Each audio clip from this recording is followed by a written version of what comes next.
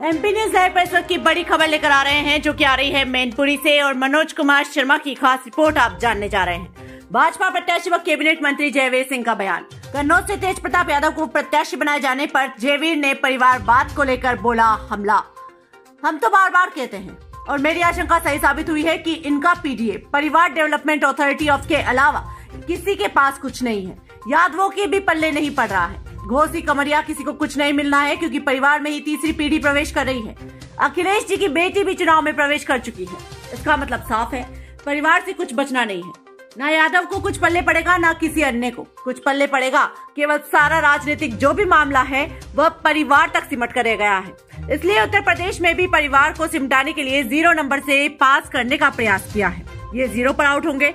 एक भी सांसद इनका नहीं आने वाला है। 80 की 80 सीट बीजेपी जीतेगी, कमल खिलेगा, चाहे उनके परिवार के जितने भी लोग लड़ रहे हों। शुरुआत मैनपुरी से होगी, जहां भी उनकी पार्टी लड़ेगी 0 पर आउट होगी। जयवीर सिंह द्वारा 2027 में चुनाव न होकर 2029 में चुनाव होने की बात को लेकर बोले Jaiveer Singh. One nation one election party की प्राथमिकता है, मेरा बयान नहीं है, पार्टी का स्टैंड है। क्योंकि लोकतंत्र में चुनाव आते रहते हैं। गांव का प्रधान, ब्लॉक प्रमुख, जिला पंचायत, एमएलए, एमपी, इसके लिए कमेटी गठित की जा चुकी है। पार्टी के एजेंडे में वन नेशन वन इलेक्शन, एक देश एक चुनाव, इसी के आधार में हर बार मैं चर्चा करता हूँ। वन नेशन वन इलेक्शन होगा, इसका स्वागत सबको करना चाहिए। चुनाव में ऊर्जा, पैसा, सरकारी मशीनरी, इन सब का उपयोग चुनाव में होता है, इसलिए ऊर्जा और खर्चे की बचत होगी। इसलिए वन नेशन वन इलेक्शन लागू होते हैं। सारी चीजों की बचत होने के साथ ही राष्ट्र हित के लिए बहुत ही बेहतर होगा। के गुलदस्तों के साथ चुनाव में है, एक अलग गुलदस्ता है। वहीं समाजवादी पार्टी एक ही बगीचे के फूलों के साथ मैदान में है। अभी कन्नौज में हाल ही तेज प्रताप को वहां पे मैदान में उतार दिया। किस तरह से देखते हैं? हम तो बार बार कहते हैं, ऐसा कहते हैं और वही आशंका सही साबित हुई। इनका पीडीए परिवार डेवलपमेंट अथॉरिटी ऑफ एफआई, इसके अलावा किसी कुछ है नहीं।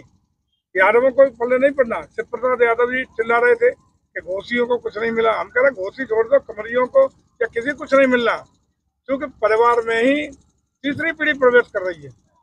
अभी हम अखबार में पढ़ रहे थे, आप भी लोगों से सुन भी रहे थे, देख भी रहे थे कि अखिलेश जी की बेटी भी प्रवेश कर चुकी है, चुनाव में शामिल हो चुकी है। इसका मतलब साफ है, परिवार से कुछ बचना नहीं है। इसलिए न किसी यादव को कुछ पल्ले पड़ेगा, न किसी अन्य को पल्ले पड़ेगा। केवल और केवल सारा राजनीतिक मामला जो भी है वो परिवार तक सिमट गया है। और इसलिए उत्तर प्रदेश में भी परिवार तक सिमटाने के लिए इस बार 0 नंबर से पास करने का निर्णय किया है। इनका ये 0 पे आउट होंगे। एक भी सांसद इनका नहीं आने वाला है। 80 की 80 सीटें भारतीय जनता पार्टी जीतेगी, कमल खिलेगा।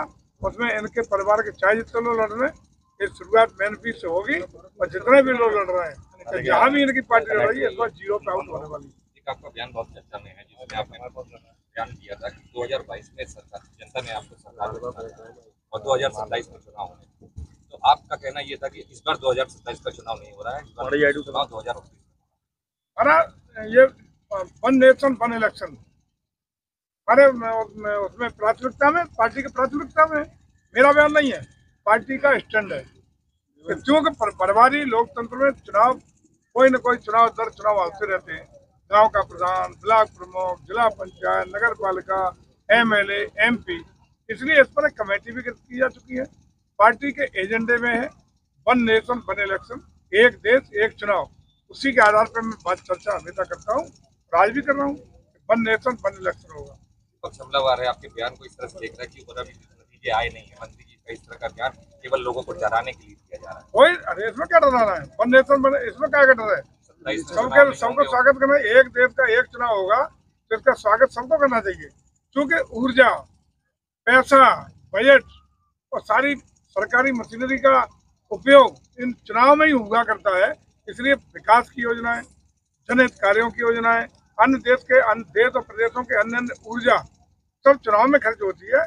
वो ऊर्जा की बचत होगी, धन की बचत होगी और राष्ट्र हित में महत्वपूर्ण ये निर्णय है, जो लागू होते ही हमारे देश के लिए काफी बड़ी धनराशि बचेगी, मितव्ययता भी बचेगी, धन भी बचेगा और राष्ट्र हित में बहुत महत्वपूर्ण है।